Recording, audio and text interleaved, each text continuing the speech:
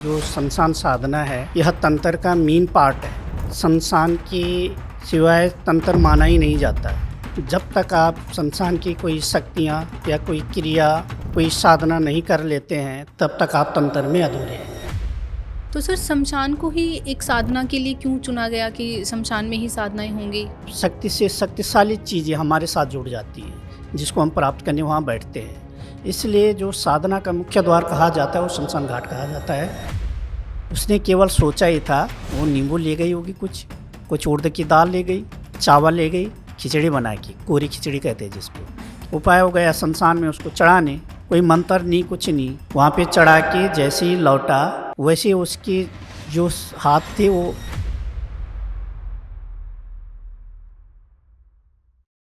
नमस्कार दोस्तों, स्वागत है ओमकार ध्वनि में, जहां शक्ति, साधना और भक्ति मिलकर आत्मा को एक शांति का अनुभव करवाते हैं।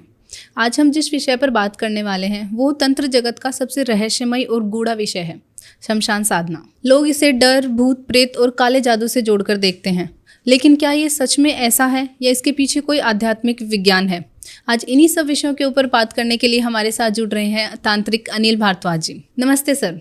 नमस्ते जी। कैसे हैं सर आप? ठीक है जी, आप बताइए। मैं भी बहुत बढ़िया। सर सबसे पहले आप मुझे और हमारी ऑडियंस को ये बताएं कि शमशान साधना एक्चुअल में है क्या? आपने बहुत अच्छा क्वेश्चन किया है। जो शमशान साधना है यह तंत्र का मेन पार्ट है। अच्छा। शमशान के सिवाय तंत्र माना ही नहीं जाता। अच्छा। जब तक आप शमशान की कोई शक्तियाँ या कोई क्रिया कोई साधना नहीं कर लेते हैं तब तक आप तंत्र में अधूरे हैं। अच्छा। तब तक जो आपका पद है, जो शक्ति है वो अधूरी है। क्योंकि तंत्र जहाँ शुरू होता है तो उसका मेन पार्ट्स जो है वो शमशान है। अच्छा। क्योंकि जैसे कि आपको पता है कि एक दिन आना एक दिन जाना इंसान के लिए निश्चित है। बिल्कुल सर। तो जब इंसान जन्म लेता है तो उसी टाइम क्या कहते हैं, हो गया। आया नहीं, पहले हो गया का शब्द पहले लग जाता है। बिल्कुल। ठीक है, तो ये एक अटूट सत्य है कि जो शमशान के नाम से प्रसिद्ध है।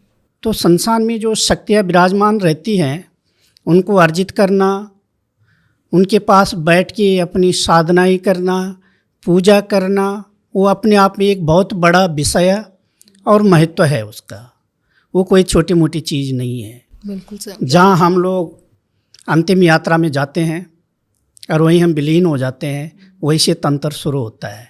अच्छा। एक्चुअली तंत्र का अर्थ ही मोक्ष द्वार है। अच्छा। मोक्ष द्वार पे जब आप बैठते हो या वहाँ पे जब आप जाते हो तो आपने कभी एहसास किया हो वहाँ की जो शक्तियाँ हैं, हवा है, वातावरण है, वो एक अलग ही प्रकार का होता है। नॉर्मल इंसान के लिए, एक साधक के लिए उसमें ज़मीन आसमान का फ़र्क होता है। अच्छा। जिसके पास शक्तियाँ होती है या थोड़ा बहुत तंत्र में हो, भक्ति में हो तो आवाज़ कर लेता है, उसको खुद की भी पहचान हो जाती है कि एक दिन हमने भी यही आना है। बिल्कुल सर। जैसे हम आए हैं वैसे जब हमारी अंतर यात्रा होगी, हम प्रभु के पास जाएंगे, जिसने हमें इस दुनिया में भेजा है, तो आना तो हमें यही है। बिल्कुल बिल्कुल। लेकिन लोग इन चीज़ों से भय में रहते हैं। हर तरीके के भय बने रहते हैं कि हम वहाँ पे जाएंगे, मोक्ष द्वार में कुछ हमारे साथ चिपक ना जाए, हमारे साथ कोई गलत शक्तियाँ ना आ जाएं, या हमारे साथ कोई प्रॉब्लम्स खड़ी ना हो जाए। लेकिन उसमें क्या होता है कि जब तक आपको एक चीज़ ज़रूर समझनी चाहिए कि हमने भी एक दिन यही आना है, अमर कोई नहीं है। बिल्कुल सर। ठीक है ना। तो हमारे लिए क्या कि बहुत बड़ा द्वार होता है। जब तक हम इस लाइन में नहीं आते तब तक हम अधूरे हैं। शमशान साधना के बिना, शमशान क्रिया के बिना हमारा जीवन अधूरा है। जी सर। दूसरा रहस्यमयी चीज़ें तो यही हैं, क्योंकि सारा सत्य तो यही छिपा हुआ है। अच्छा। नॉर्मल पूजा पाठ में, नॉर्मल शक्ति में वो दम कितना है। जब तक आप इसके विषय में नहीं जानोगे आपने पाया क्या। बिल्कुल सर।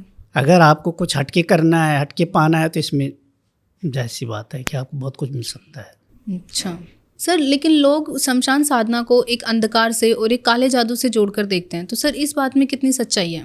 देखो, जहाँ तक हमारा मानना है काला जादू एक पार्ट है। बिल्कुल। ठीक है, ये भी तंत्र का एक पार्ट है, लेकिन वो अलग है। और जो तंत्र क्रियाएं हैं ये अलग है। सोच तो हर किसी की अपनी अपनी होती है, सोच के ऊपर डिपेंड नहीं किया जाता।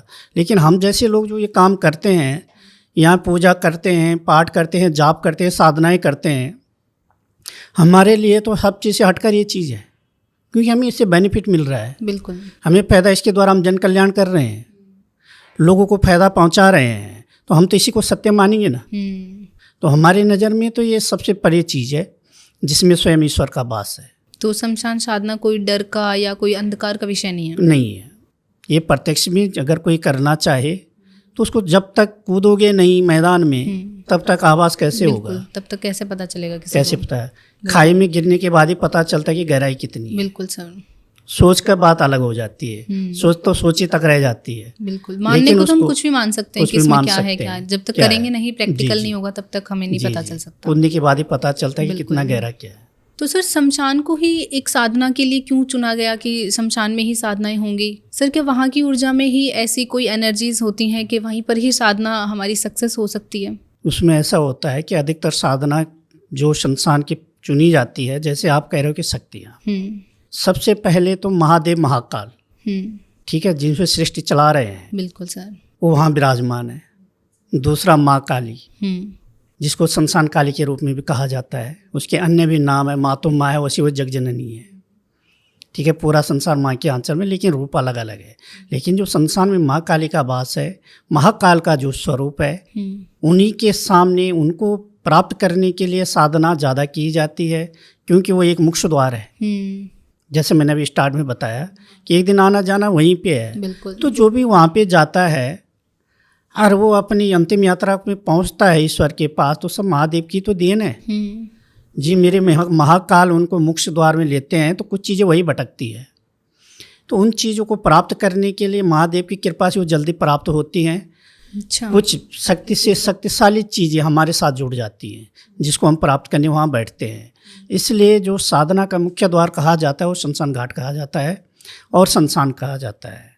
इसीलिए ज़्यादातर साधनाएं शमशान घाट में की जाती है। दूसरा इसका भी एक अर्थ और भी होता है कि शमशान तो कई जगह में है, छोटे छोटे बने हुए हैं, लेकिन सबसे ज़्यादा महत्व उनका तो जो जागृत शमशान होते हैं, जागृत शमशान होते हैं, उनका सबसे ज़्यादा महत्व होता है तंत्र लाइन में। सर वो कैसे? वो ऐसे होता है कि जागृत का अर्थ होता है कि जो 24 घंटे जाग रहा है। अच्छा। जहाँ पे अंतिम यात्रा चलती रहती है, डे नाइट। अच्छा। चिताएं जलती है जिसमें, तो वहीं पे इसकी सबसे ज़्यादा मान्यता मानी जाती है कि अगर आप वहाँ पे अगर जाके साधनाएं करते हैं, कोई क्रियाएं करते हैं, तो उसका रिजल्ट आपको बहुत जल्दी मिलती है, क्योंकि वहाँ विभिन्न प्रकार की शक्तियाँ बरमाती है। जितने भी प्रेत, भूत, आग्नि, डाग्नि, साग्नि, इस तरीके के जितने भी होते हैं सब मंडराते हैं उसमें, क्योंकि वो तत्व ही ऐसा है वो। बिल्कुल। और उस तत्व के आगे सबसे पहले तो महादेव आपके महाकाल रूप में बैठे हुए हैं। दूसरी आदि शक्ति महाकाली शमशान काली के रूप में बैठी हुई है, तो उनसे उग्र शक्ति कौन हो सकती है? तो इसलिए उनके सम्मुख रह के चीज़ें होती हैं। तो सर जो शमशान साधना है, यह सिर्फ तांत्रिक ही कर सकते हैं या फिर कोई सामान्य लोग भी शमशान साधना कर सकते हैं? सामान्य की तो बस की बात है नहीं, लेकिन अगर वो चाहे गुरु बनाए, गुरु मंत्र ले, अच्छा, कवच किलन अपना सुरक्षा जो होता है पहले उसको सीखे, उसको सीखने के बाद साधना करना आसान हो जाता है। अगर अपने मन से करते हैं तो वही चीज़ उसके लिए घातक बन जाती है, इतनी घातक बन जाती है कि उसकी जा सकती है उसमें। अच्छा। इसलिए बिना गुरु के कभी भी शमशान की क्रियाओं में शामिल नहीं होना चाहिए जब तक आपके ऊपर गुरु का हाथ ना हो। अच्छा। उसमें आपका इष्ट भी आपकी रक्षा नहीं कर सकता, क्योंकि आपके अपने इष्ट का ही पता नहीं है क्लियर कि आपका इष्ट कौन है। अब जैसे कोई माता का भक्त है, अब माँ कौन सी है, माँ का शमशान से कुछ लेना देना है या नहीं है। अच्छा, ये सारी चीज़ें भी अफेक्ट करती हैं, ये सब चीज़ें भी अफेक्ट करती है कि हमारे इष्ट के हिसाब से अगर वो शमशान के उसके कोई लेना देना ही नहीं है तो रक्षा क्यों करेगी वहाँ पे। सूतक मानते कई शक्तियाँ कि वो शमशान में जाती नहीं है, तो रक्षा कहाँ से कर लेगी। गुरु का हाथ आपके ऊपर रहेगा, गुरु मंत्र रहेगा, आपके पास कवच किलन रहेंगे, तो आप आराम से साधना कर सकते हैं, उसमें कोई दिक्कत ही नहीं है। अच्छा। वरना अगर ऐसे होता तो नॉर्मल इंसान शमशान से आने के बाद नहाता क्यों, ऐसे घर के अंदर क्यों घुस जाता है? क्यों कहते हैं कि आने के पहले उसे शुद्ध किया जाता है ताकि वहीं कोई शक्तियाँ हो उसके साथ अंदर प्रवेश न कर जाए। अच्छा, तो ये रीज़न होता है बिना नहाए घर के अंदर प्रवेश ना करने का। जी। सर, आपके पास ऐसा कोई एक्सपीरियंस है अपने शिष्य का या आपका खुद का, जिन्होंने बिना किसी गुरु की आज्ञा के या बिना किसी गुरु के अपनी शमशान साधना करने की कोशिश की हो? हाँ, मेरे पास एक केस आया था ऐसा। उसने किताब से पढ़ा अच्छा। और क्रिया करने बैठ गया संस्थान में। अच्छा, सिर्फ किताब पढ़ के? किताब पढ़ के। कोई दीक्षा नहीं है, कोई गुरु मंत्र नहीं है, किताब ही से ही पढ़ के घेरा लगाया। अच्छा। अब अधूरी विद्या जी का नाश। बिल्कुल। प्रैक्टिकल तो प्रैक्टिकल होता है। गुरु अगर आपको प्रैक्टिकल भी नहीं करवा रहा है और गुरु ने आपको आशीर्वाद दे रखा है तो वो भी चल जाएगा, आप जैसे भी करोगे चल जाएगा। अच्छा, सिर्फ आशीर्वाद से भी? आशीर्वाद से भी, क्योंकि गुरु तो गुरु है। लेकिन उसने क्या किया, नहीं कहीं से गुरु मंत्र लिया, ना ही दीक्षित था, वो डायरेक्ट किताब पढ़ी। किताब पढ़ने के बाद वो सीधे ही साधना करने निकल पड़ा। अच्छा। जब वो संस्थान में गया तो पहली रात को उसको कोई दिक्कत नहीं हुई। दूसरी रात में उसको अनुभव होने शुरू हो गए। अब दूसरे जब अनुभव होने शुरू हो गए तो उसने कम से कम 5 माला जाप की होगी। 6वें माला में उस पर वो चिपकना शुरू हो गया। अच्छा। जिसको बुला रहा था वो तो आया नहीं, लेकिन और जो चीज़ें वहाँ की नकारात्मक थी वो चीज़ें उस पर हैवी होने लग गई। अब उसने क्या किया, अधूरे में छोड़ के घर आ गया डर के मारे। अच्छा। जब वो घर आया तो उसके साथ वो चीज़ें उसके घर में प्रवेश कर गई। अच्छा। अब वो बंदा तो पड़ गया बेहोश, लेकिन घर में उसने जो बर्तन रखे थे, कोई सामान था, वो चलना शुरू हो गया। अच्छा, इतनी हैवी होती है इतनी हैवी होती है शक्तियाँ, वो हवा के रूप में उसके साथ घर में प्रवेश कर गई। अच्छा। जब प्रवेश तो उसने काफ़ी उत्पात मचाया। तो कई लोगों के पास गया लेकिन उसको कोई पकड़ नहीं पाया। अच्छा। क्यों नहीं पकड़ के? पहले उसने सत्यता बताई नहीं। अच्छा, पहले बताया नहीं कि उसने बताया नहीं कि मैंने ये काम किया था। अच्छा। अब जो भी देख रहा है उसको, क्योंकि वो चीज़ें भ्रमित कर देती है, उसके लिए चाहिए कि जिसकी नज़र खुली होगी इन चीज़ों को देखने के लिए, वही देख पाएगा इसके साथ क्या है। गणेश से काम नहीं चलता। अब वो जिसके पास भी गया वो कह रहे इस पर हवा लग गई, संसानी हवा लगी, इतना ही पता था। अच्छा। लेकिन लगी कैसे, लगी किसकी ओर, क्या गलती होगी कि जो हवा लग गई, तो वो उस चीज़ को नहीं समझ पाए। फिर वो मेरे पास आया, फिर मैंने बता भाई क्या बात है। मैं तो उसको फेस देख के पहचान लिया था कि इसने क्या गलती कर रखी है। अच्छा। फिर उसने बताया नहीं। मैंने बेटा अगर तो छिपाएगा तो तेरा इलाज कोई नहीं कर पाएगा, कहीं भी चला जा। फिर जाके उसने बताया कि मैंने एक साधना उठाई किताब से और मैं साधना करने बैठा। उसके बाद मेरे साथ ये हुआ है, मैं मेंटली डिस्टर्ब पूरा हूँ। मेरे घर में इतनी बर्बादी हो गई कि जिसका कोई हिसाब नहीं है। पूरे 7 महीने हो गए थे उसको परेशान। अच्छा। 7 महीने तक ना उसकी बीमारी पकड़ में आई, नहीं घर की परिस्थिति कंट्रोल में आई, और ना उसने बताया किसी को? नहीं किसी को बताया। फिर जाके मैंने उसको बोला तो अब क्या करना चाहता है? बोला मैं साधना करना चाहता हूँ। अच्छा। मैंने के बाद भी अब साधना करेगा? बिल्कुल। मैं तेरे को पता है मेरे को इतनी परेशानी हो गई है, तो अब क्यों पड़ रहा है इस चक्कर में? बोला नहीं मेरे को करना। मैंने कहा पहले गुरु दीक्षा ले, गुरु मंत्र ले, पूरी तरह से सीख, तब जाके साधना कर, वरना है तेरी लेगी शक्ति। तो उस पर लगी थी मरी एक शक्ति है, वो उस पर लग गई थी। और उसका है कि जिस घर में घुस गई वो विनाश करती है। अच्छा। इतनी खतरनाक शक्ति थी।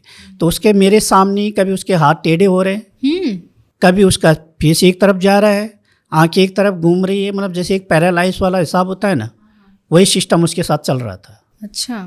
फिर बड़ी मुश्किल से कंट्रोल किया, फिर वहीं जाके उस शक्ति का भोग दिया जो उस पर लगी हुई थी, तब जाके उसका पूरा विस्तार सही बैठा। फिर उसके बाद उसने कहानी पकड़ दी, बोला मुझे लाइन में आना ही नहीं। अच्छा, फिर मना कर दिया? फिर मना कर दिया। तो बिना गुरु के अगर कोई करता है तो ऐसे परिणाम उसको भुगतने पड़ते हैं। उसके बाद एक केस और आया मेरे पास। उसने केवल सोचा ही था, वो नींबू ले गई होगी, कुछ उड़द की दाल ले गई, चावल ले गई, खिचड़ी बना के, कोरी खिचड़ी कहते हैं जिसको, किसी ने बताया होगा उसको, उपाय हो गया संसान में उसको चढ़ाने। कोई मंत्र नहीं, कुछ नहीं, वहाँ पे चढ़ा के जैसे ही लौटा वैसे उसके जो हाथ थे वो सिर्फ इतने मात्र से उसको बताया कि जागृत संसान में आपको चढ़ाना है। अब जो जागृत में चढ़ाएगा तो चीज़ें तुम्हारा 24 घंटे एक्टिव है।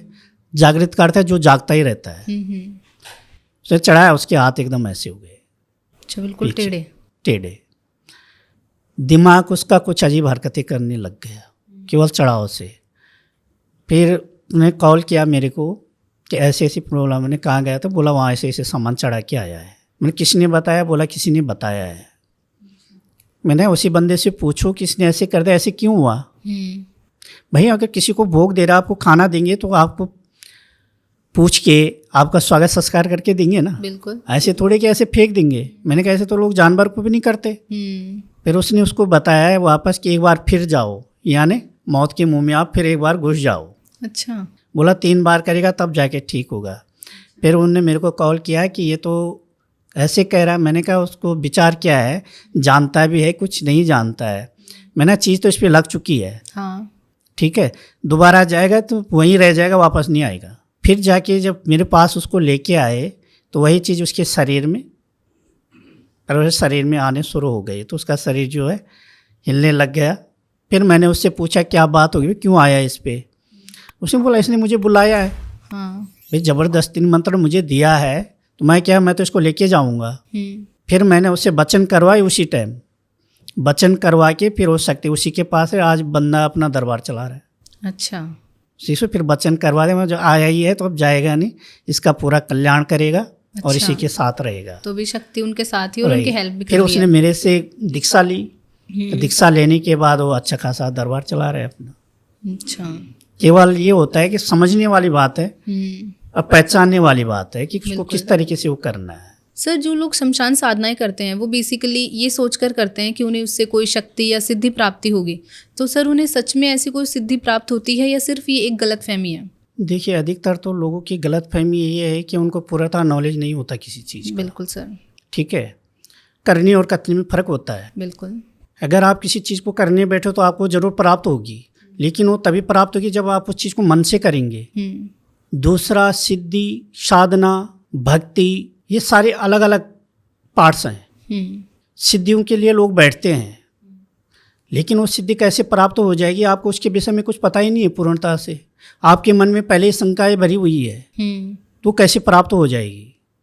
उसको प्राप्त करने के लिए अगर आप सिद्धि के माध्यम से बैठो आपको सिद्धियाँ प्राप्त होगी, लेकिन वो तभी प्राप्त होगी कि जब आपको उस तरीके का मार्गदर्शन किया होगा, आपने किसी से मार्गदर्शन लिया होगा, तो आपको सिद्धि जरूर प्राप्त होगी।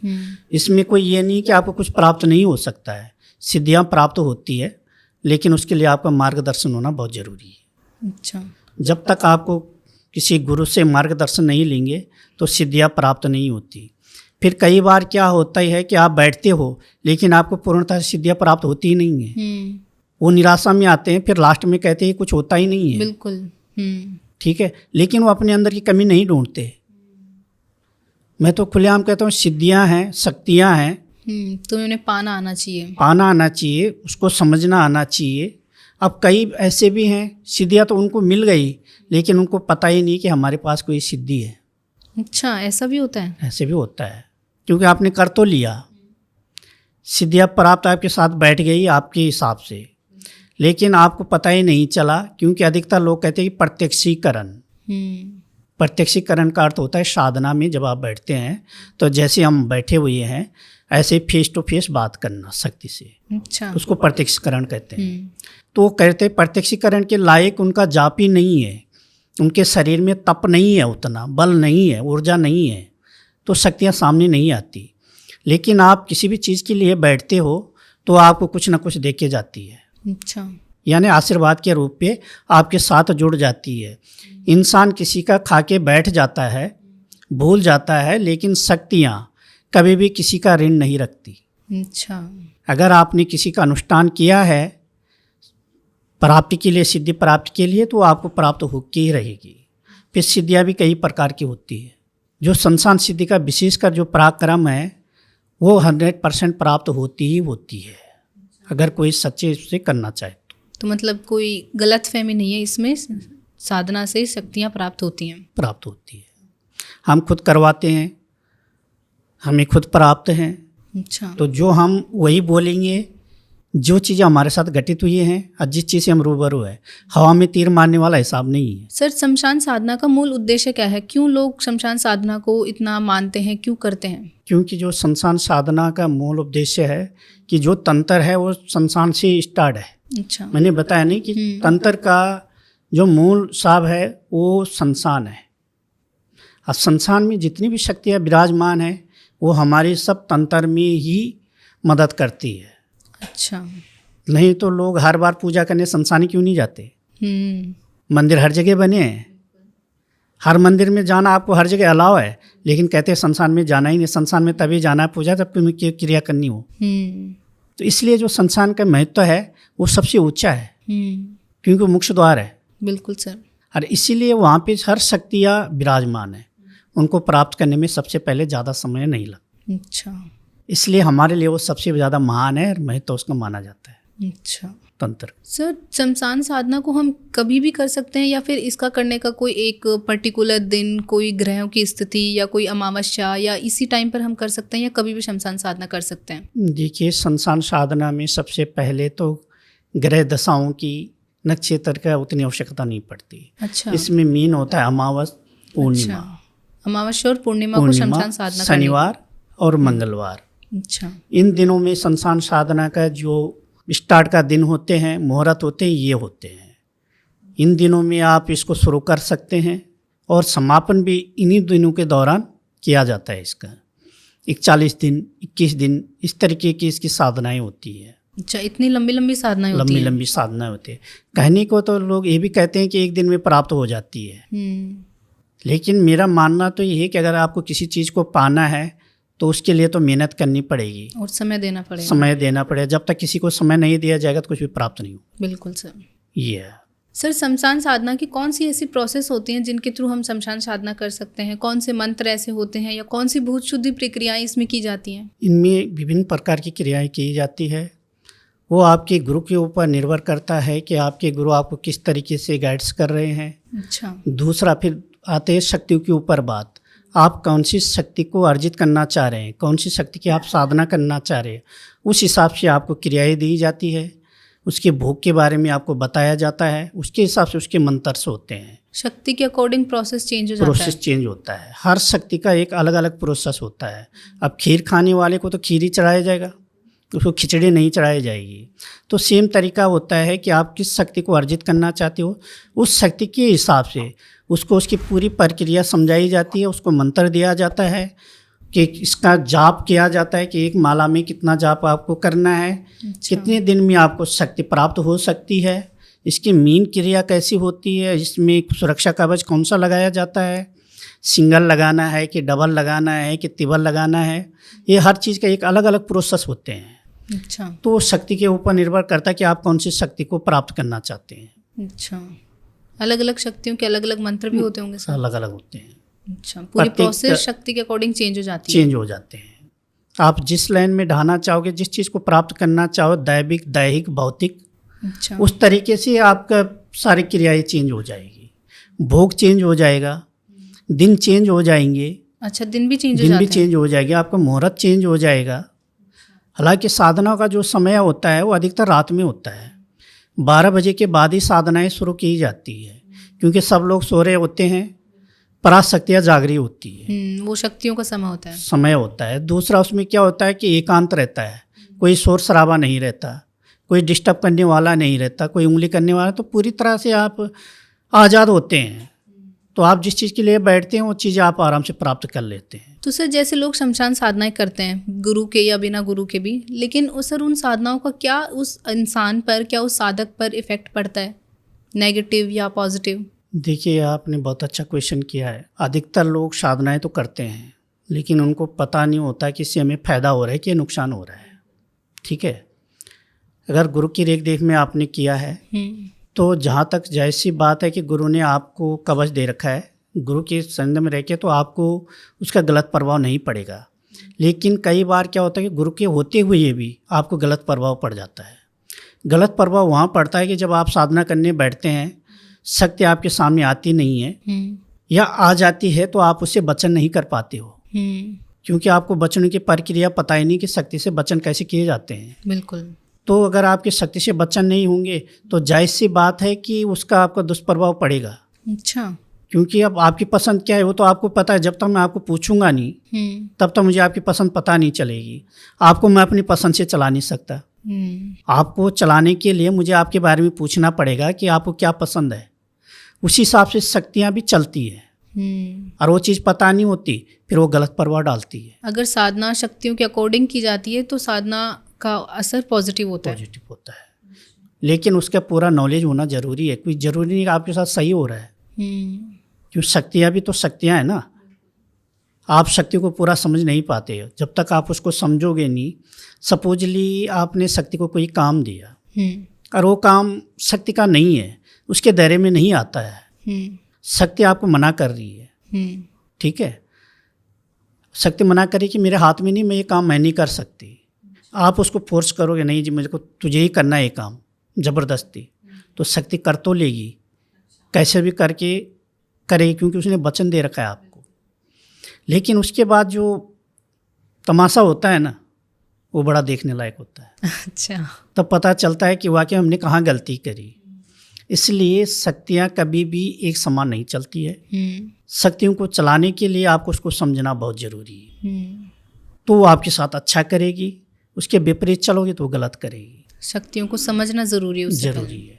खाली साधना तक और प्राप्त करने तक ही समय नहीं रह जाता। अच्छा, उसको चलाना समझाना वो बहुत ही ज़रूरी है। अगर सर किसी व्यक्ति को सिर्फ जिज्ञासा है इस विषय को जानने की, समझने की, तो वो इसे कैसे समझ सकता है? अगर कोई इस चीज़ को जिज्ञासा सीखना चाहता है या समझना चाहता है, या वो कुछ भी नहीं करना चाहता कि वो समझना चाहता है, ठीक है, तो उसको किसी भक्त या गुरु के पास कुछ समय निकाल के बैठे, इस चीज़ के बारे में चर्चा करें, तो उनके दिमाग में आ जाएगी कि जो उनकी जिज्ञासा है वो उसको समझ सकते हैं। अच्छा, वो उसको रास्ता दिखाएंगे उस चीज़ के लिए।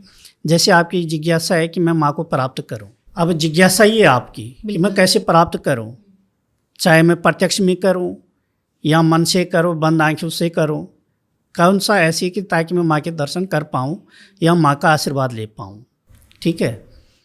अब जिज्ञासा तो आपने उत्पन्न कर ली, लेकिन आप उस मुकाम पे नहीं पहुंच पा रहे हो, तो आपकी जिज्ञासा पूरी वही बंदा कर सकता है जो इस लाइन से गुजरा हो, कि आपको साधना भी ना करना पड़े, ज़्यादा जाप भी ना करना पड़े, मात्र सुमरन से आपकी जिज्ञासा और आप माँ की प्राप्ति कर सकते हैं। तो उसके लिए आपको किसी विद्वान या जो इस लाइन से गुरु की तलाश में आपको करना चाहिए, जो आपको इस चीज़ से रूबरू करवा दे, तो आपकी जो जिज्ञासा पूरी हो सकती है। सर, जाते जाते आप हमारी ऑडियंस को ये बताइए कि शमशान साधना को लेकर जो लोगों में अलग अलग प्रकार की भ्रांतियां बनी हुई हैं, आप उन्हें कैसे दूर करना चाहेंगे? मैं तो ये कहना चाहता हूँ कि आप भ्रमित मत रहिए, दीक्षित होइए, आगे बढ़िए।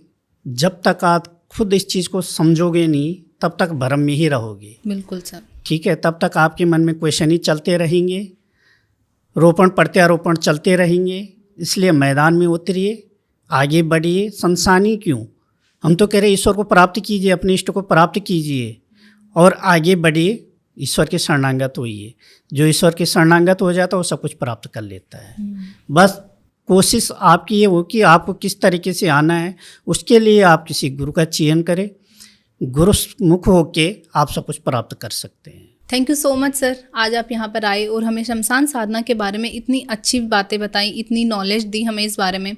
आई होप हमारी ऑडियंस के भी बहुत सारे डाउट्स क्लियर हुए होंगे, उन्हें पता चला होगा कि एक्चुअल में शमशान साधना होती क्या है, कैसे की जाती है, उन वहाँ पर किन देवी देवताओं का वास होता है।